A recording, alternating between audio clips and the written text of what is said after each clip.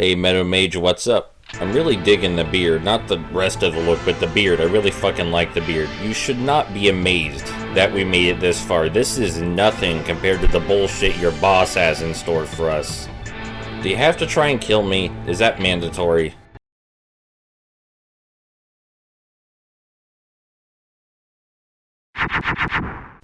So the Meadow Mage starts with a field advantage, literally. He starts with the meadow field on his side.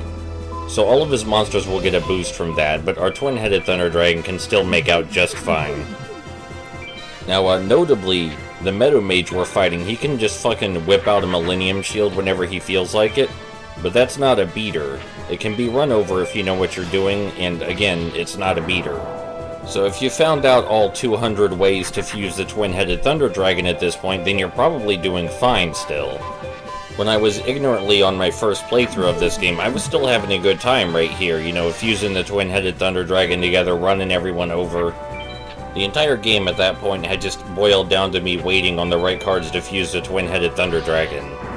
And I was like, hey, you know, these game mechanics aren't bad, even if the fusing makes no goddamn sense. And I thought maybe I should fucking let's play this. That was years ago. That was before the Dark Era, before the shroud of Konami enveloped my soul. You know what else is enveloping my soul? Is the heat in this goddamn room right now. Hey, so it's been like a fucking week since I said that last sentence. I know it's only been like half a second for you, but yeah, I was gone for like a week since that last sentence because, it was too hot to keep recording, and also I was worried I might have, you know, a detached retina, so there was that. But, you know, I'm lucky I can just walk away from the game and take a break and come back later. Because even though it's not lucky to have a detached retina or worry about having a detached retina or not be able to see out of your left eye, at least I can worry about things. Do you think Meadow Mage can worry about things? Do you think Meadow Mage is sentient? Do you think he gets to take breaks? No, because his name is fucking Meadow Mage. Maybe if we were playing one of those narrative-focused games I hear about where the people are made to seem like actual people with personalities, then we could see Meadow Mage taking a break sometime. You know, maybe getting his eye fixed up at the eye doctor, but no.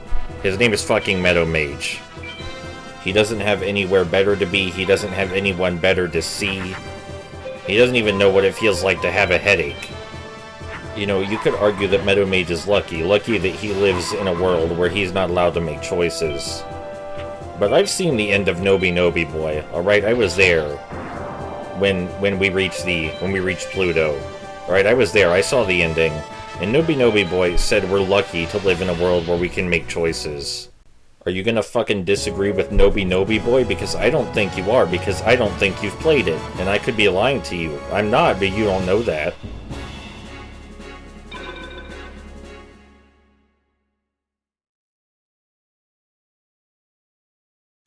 Oh, you're right about that, Meadow Mage. You have no idea how much we're going to fucking regret this victory. Yeah, fighting High Mage Kapura is just one of the reasons we're going to regret this victory.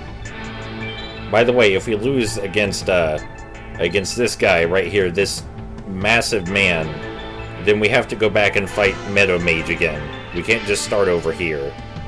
So because you can visit any of these temples in any order you want, these guys all give you the same spiel about how you're the light and they're the darkness, and they don't want you taking their power away from them by removing the Millennium items from their sacred holding place. That gives them their dark energy. We never see what this fucking dark energy is because we just play card games against everyone. But by the way the narrative talks about the Millennium items, we can assume they're like the Chaos Emeralds and they can just do whatever the fuck you want when you have all of them. Actually, that kind of reminds me of something.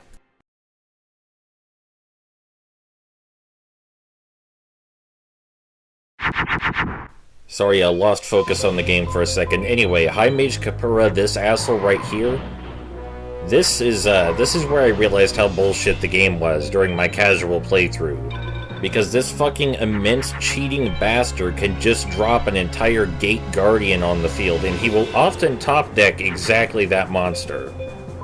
The Gate Guardian also gains a field power bonus from the Meadow field we're currently playing on, so he has that too. And this was, when I got here in my casual playthrough, I was just fucked because I didn't grind my heart out to get good cards. This was just it, I was done. This was before I sat down and really dug through all of the crap that Forbidden Memories expects you to go through, so I was just fucking awestruck that the game would let that happen. Now's a good time to talk about these field bonuses the assholes start with, though. Assuming we have a field card in our own hand, we can change the field in our favor if we want to, but it seems like the fuckers will just change it right back on their next turn. However, if the field bonus sticks, that will be massively helpful throughout the entire duel. And even if the field bonus doesn't stick for us, the fact that the AI wastes an entire turn turning the field back means they can't set a trap or monster card during that turn. So there's almost no situation where setting our own field card wouldn't be a good idea, unless our field card, would make things worse for us by giving them bonuses. For example, I think I have a mountain field card in this deck somewhere. Playing that during the final boss rush, that's a bad idea.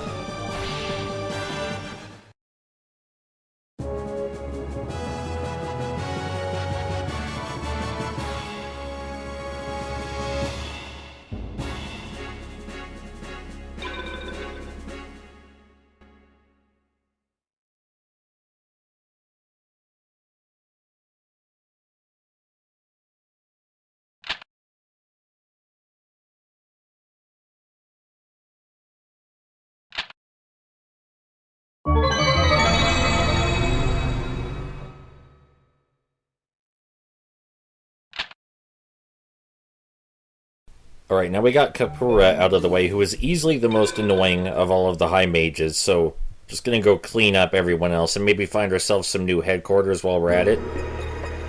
Like, this place doesn't look bad. Really dig the sky, but I don't think the skybox comes with the property, so even though the sky looks beautiful, I don't think it just stays there. I might have to ask about that when we get inside. Dude, what is this protect it with your life shit?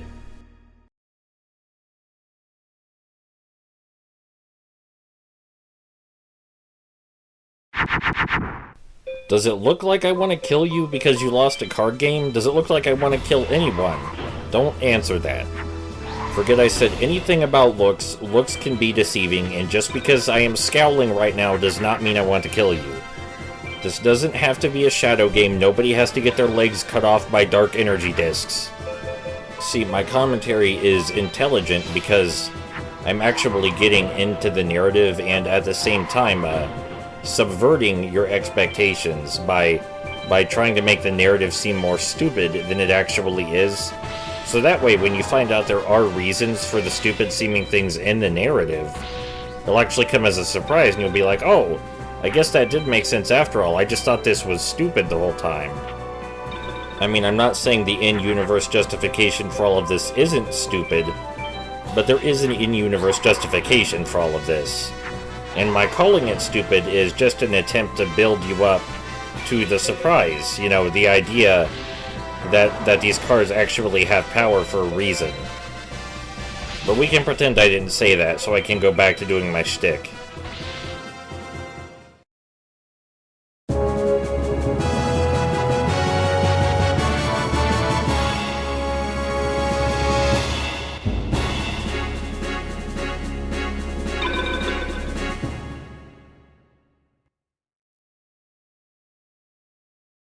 I mean, that's not to say the in-universe justification fixes everything, because it actually creates a major plot hole with one of the character motivations early in the game. Oh no, the inside of this place, not digging it. Too many holes in the wall. Love your outfit though, really digging the orb you got floating there. Doesn't seem to be attached to anything. Granted, one of my eyes isn't so great right now. Didn't I pick up a Millenium eye just a little bit ago from Kapura? Let me try and fit that in there real quick. Just give me a minute. I'll delete in a second. Let me just... give me a minute.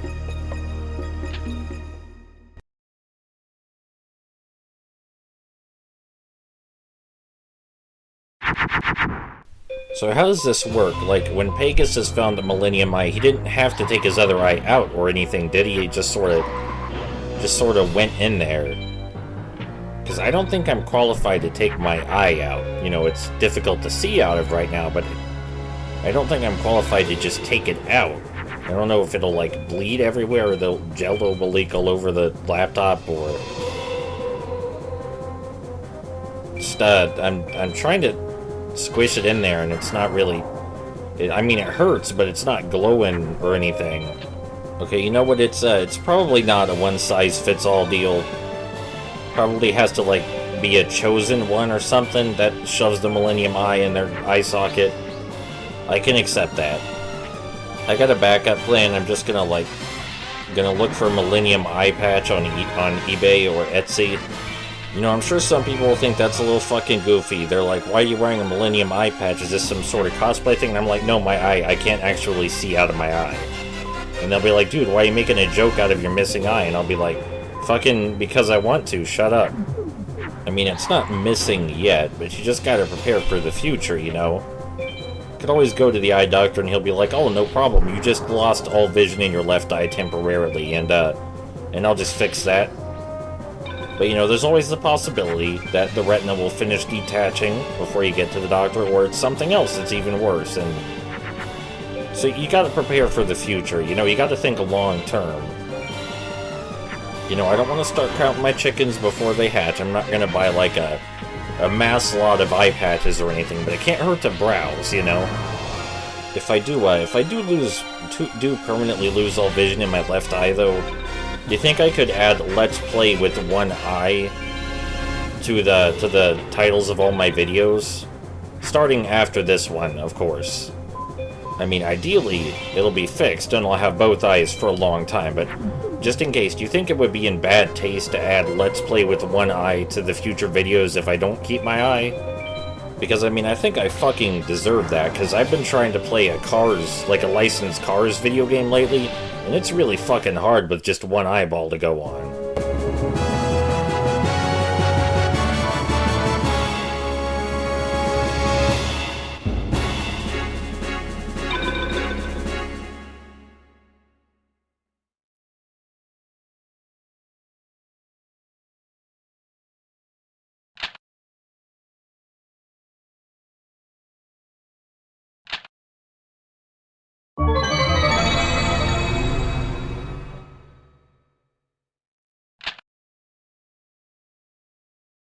You know, at first you think, like, maybe I should wait until I figure out if the eye doctor can save my eye on Tuesday before I do commentary for the next Yu-Gi-Oh! Video.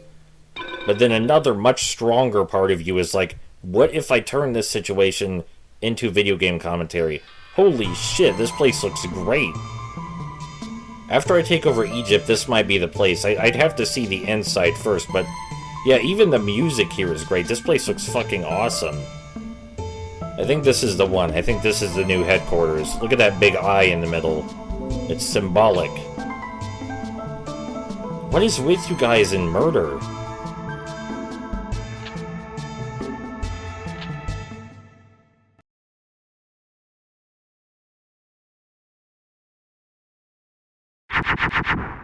See, the bad thing about you having a C field is that's exactly what I want. That is actually exactly what I want for my plays. Literally all of them.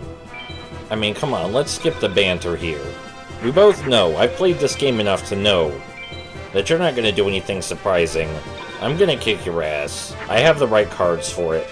I don't have any jokes for you in particular. Alright, I already did the generic mage joke with Meadow Mage. I'm not going to do that for all of you. By the way, you may have noticed in the cutscenes, all those long-ass cutscenes in the last video, that for some reason the game makes a distinction between mages and sorcerers. And my theory on that is that the mages are meant to be priests, and something went wrong in the translation somewhere. But I have no way of knowing that. That's just what makes more sense to me. It's not like the translation is generally bad or anything. Seems to be fine. At least it gets all the important ideas across, okay. That's the fucking important stuff. And that, you know, the game's presentation and story is actually good enough for me to suffer through it to share it with you, so... It couldn't have been that bad a job. Jesus Christ, this hand is awful. Did you know you can fuse magic cards together, by the way? Because you can do that. Watch. What does that card do? I don't fucking know. I can tell you it's not House of Adhesive Tape. Isn't it funny how I know what House of Adhesive Tape is? I think I already brought that up, though. You tell yourself, man, I don't have enough commentary for this. That's a lie. I have plenty, as I'm demonstrating.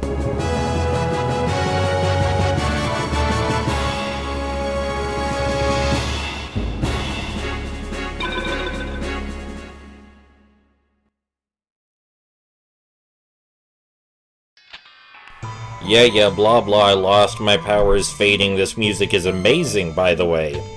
This is great music. I want to see the inside of the property now, so if you could just scooch out of the fucking way. Oh, hell yes. This is what I'm talking about, sir. Move your head a little, I'm trying to get a good look. This is what I'm talking about. This place is absolutely fucking beautiful.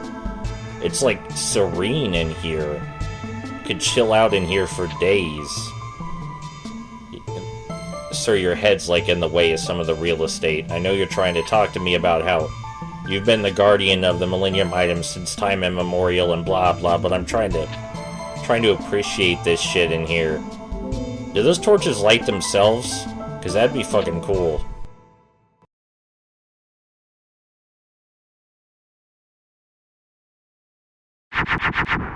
I mean, if they don't light themselves, that's no big deal, because, you know, I'm planning on enslaving everybody that doesn't kill themselves after losing a card game with me, which, that number seems to be dwindling incredibly fast, but, you know, I'm sure I can find someone to light the torches, but if you could tell me whether you light them with magic or they light themselves, but you're just fucking looking at me with this fucking frown on your face, like we're in some sort of life or death battle or something. And I'm just trying to make some lighthearted banter here. I get it can be hard to relax. The general atmosphere of this whole situation, the temple we're in, the music, I get it. It's a little stressful. Alright, but you're looking at your cards way too hard. You look like you're fucking constipated, man. Oh hey, I have one of those. Or, you know, I guess I have fucking several of those, but I have to put them together like you just did. But still, that's my card. But do you have the equip card to go with it? Because I do. I mean, I guess I shouldn't word it that way, it's more dramatic, but in actuality there are several...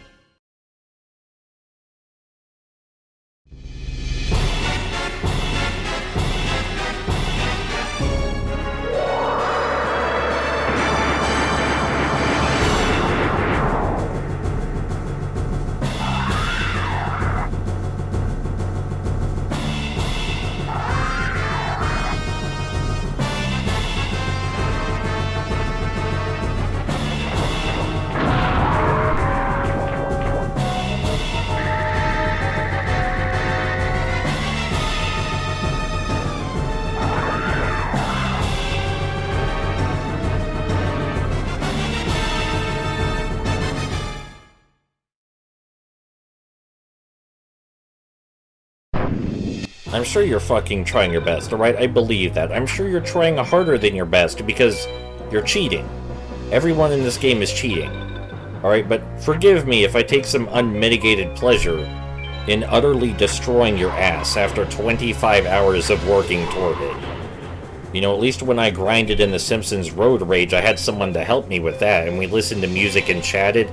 No such luck here.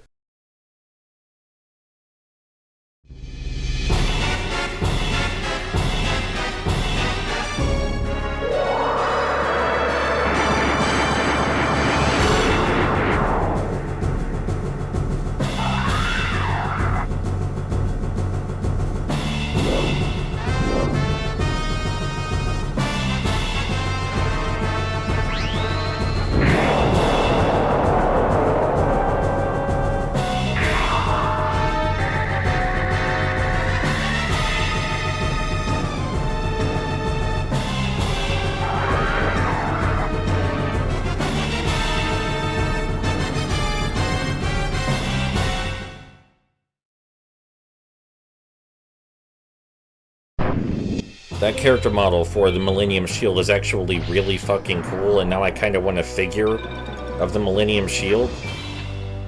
I mean, not enough to actually get one, but still, that was a really good character model.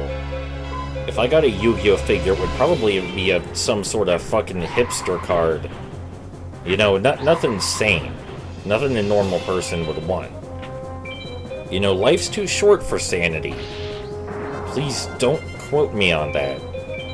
It's still way too damn hot in here, by the way. I mean, come on, it's 8 p.m. Is there really any reason I should be boiling like this? I'm sorry, I'm supposed to be, like, taking the Millenium items back from this, this powerful mage who's using dark magic and shit. I sure am supposed to be doing that. Hungry Burger, it just came to me, Hungry Burger. That's a damn good card. That's a card I would want a figure of.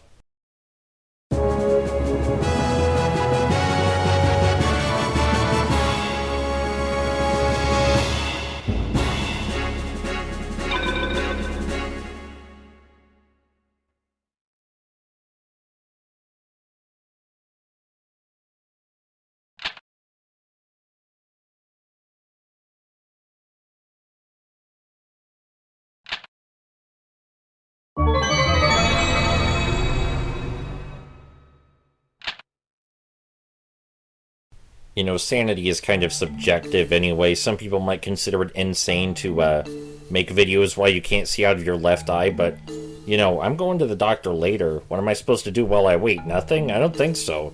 I'm gonna do some video game commentary. You know, see, going blind is actually pretty scary by itself, but the thing I'm most afraid of is if I go blind, and then after both my eyes are engulfed in permanent darkness, all I'll be able to see anymore is all the shitty video games I've played over my life. You know, I haven't talked to too many blind people, but I assume when you go fucking blind, you start daydreaming way more intensely, and your mind starts making up funky images for shit. I just can see right now Hidden Invasion invading my mind space.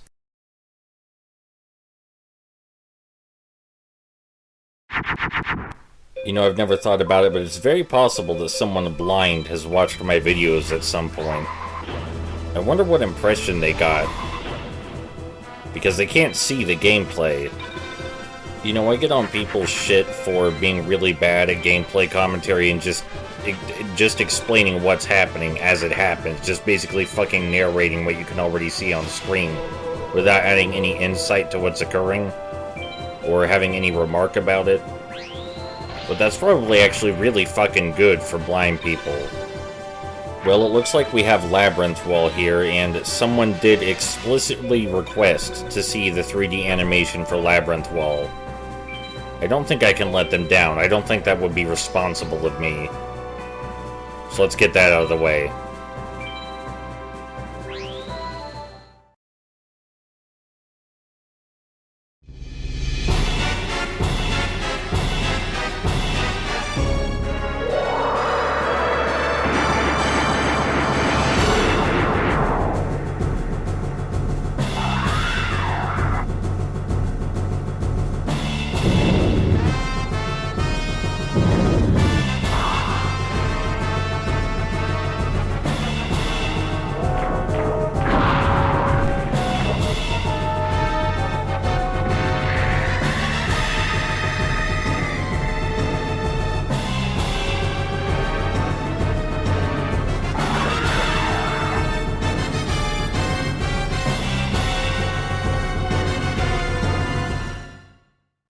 I'm always flattered when I get requests to play games or do things, and then I always feel fucking guilty when I don't do them because I either think that I can't add enough to what's occurring to make it worthwhile, or I'd be shit at the game, or I just wouldn't enjoy the game.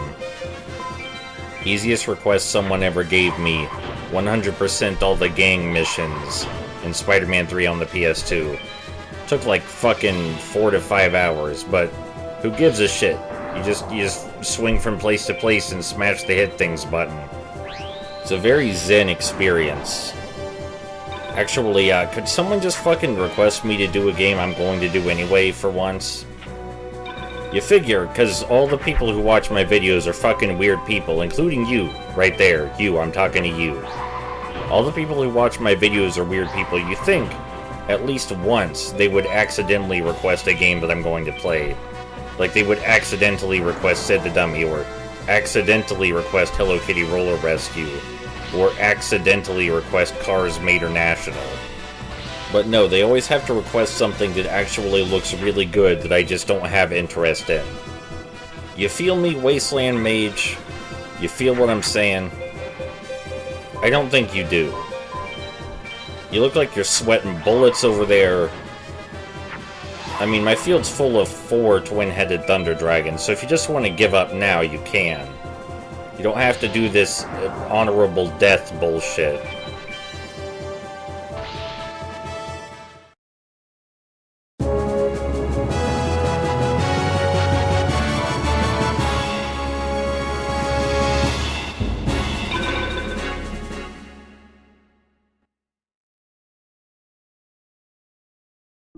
Oh, don't you worry, there's no fucking need to take pity on yourself, alright? Your friends, your late game boss rush friends will avenge you. Really not digging this place too much. Or your outfit, what the fuck is that egg thing on your head? It's got like weird techno lines in it too, but they're like creases, cracks, like in concrete. Man, you were all kinds of fucked up. You want to be a boss in like a JRPG?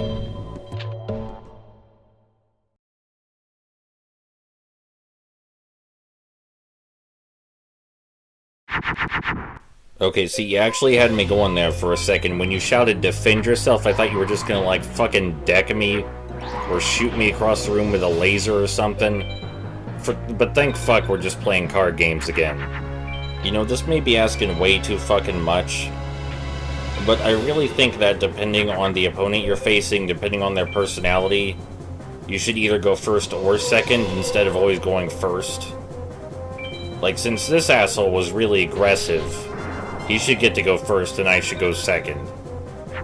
That being said, I don't even know what the AI would fucking do on its first turn. I don't know if it would know what to do. Maybe the reason you always go first is because the AI would fucking break if it went first.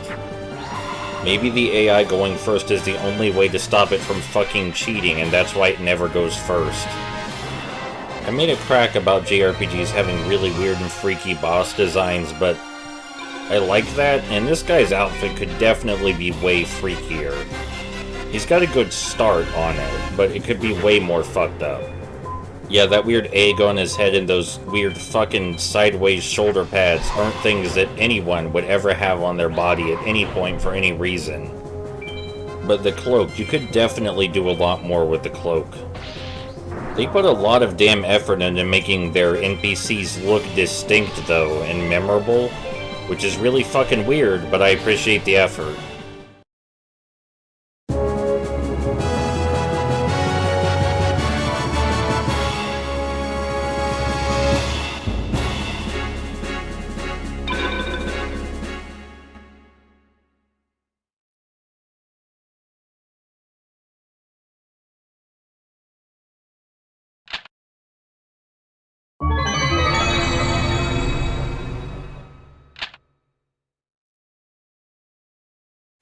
You know, I don't want to poop on what the art, writing, and general presentation team has done here, because they did a fantastic job. But I have to wonder if some part of them died inside when they saw the gameplay of the final product. Like, you create all these really fucking distinct character designs, all these atmospheric locations with detailed backgrounds and this gorgeous music.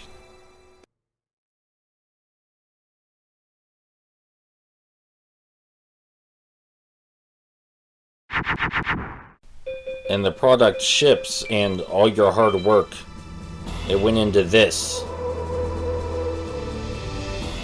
This is what you wound up producing. You know, I don't even know who to blame either, is the thing. Like, the fuckers who came up with the core card game mechanics, the core card game mechanics aren't even bad. It's the game balance that's the issue, and I don't know who to fucking blame for that. For all I know, that was an executive at Konami. I don't know if that was one of the game designers, because this game would have been so easy to not fuck up.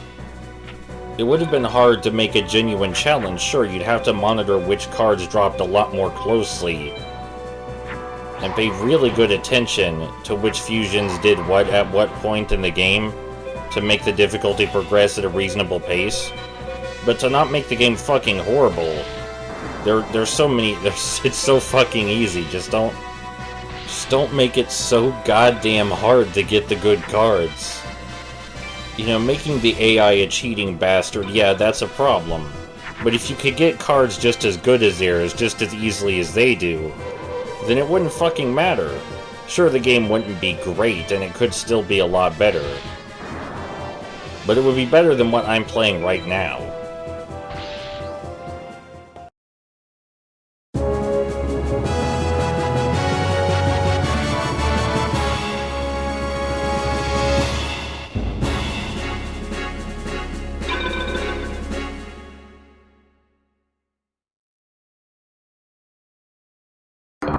Because if the game wasn't a chore to play, no matter what impact that had on the difficulty, as long as it wasn't a fucking horrible chore to play that was unfairly stacked against the player, I would definitely be way more... Oh hey, it's Anubisius, my favorite of the High Mages.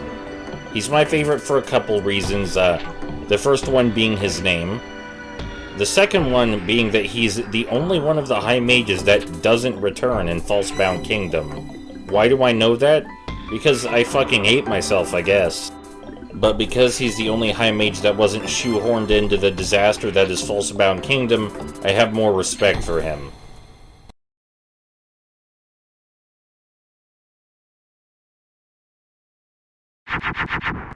And I'm sure this is coincidence, but this duel against him is also the most fun duel I did in the entire fucking game. It has some really good back and forth going, and I genuinely enjoyed it. Like this shit right here. Did not fucking see this coming. I actually started laughing when he did this. You know, normally when you fucking change the field, they either change it right back, or they just play their shitty monsters that don't have a field advantage anymore. But no, he used my field advantage to his advantage by fusion summoning my ace card. And that was just fucking great. I didn't really care how the duel ended at that point, I just fucking loved it. Dude's not fucking backing down. You know, that's the kind of haha fuck you that I can actually get behind. Because even though I know the AI is a cheating bastard, that play he did where he fused Twin-Headed Thunder Dragon gave me the impression that the AI for once had to think intelligently about what it was doing. Another reason I'm glad Anubisius isn't in Falsebound Kingdom is because it would make that game even fucking longer. It's a long-ass game, especially if you don't know any better and you actually play it the way they want you to. If you rush through it, it's still fucking slow. But it's way slower if you actually play it like a normal person might, you know, like actually trying to use sensible strategies. But no, even if you know how to break the game, how to exploit the AI, and what equip cards to use to get the maximum blah blah blah, still such a fucking slow game. And it would be, so much of the game would be fixed if there was a fucking fast forward button. Because all of your units move at the speed of fucking molasses. And if there was just a fast forward button, the game would go from horrible to pretty bad. That's a huge jump in quality. A broken arcane piece of shit, sure. But at least it wouldn't be a slow, broken arcane piece of shit. Alright, sorry about that, Anubisius. You deserve better than that, but there's just some things you gotta get off your chest, you know? Anyway, good duel. I'll see you around never.